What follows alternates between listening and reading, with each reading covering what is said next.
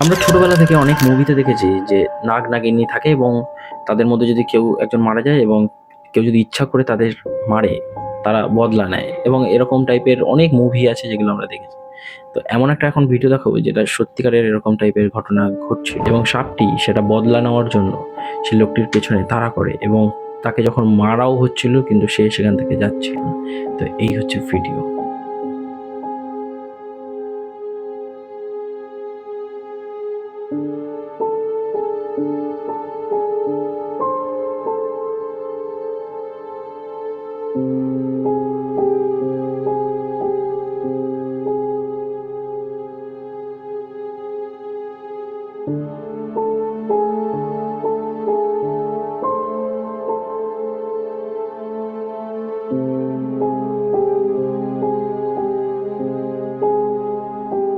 অবশ্যই চ্যানেলে নতুন থাকলে সাবস্ক্রাইব করে পাশে থাকবে এরকম ভিডিও দেখার জন্য।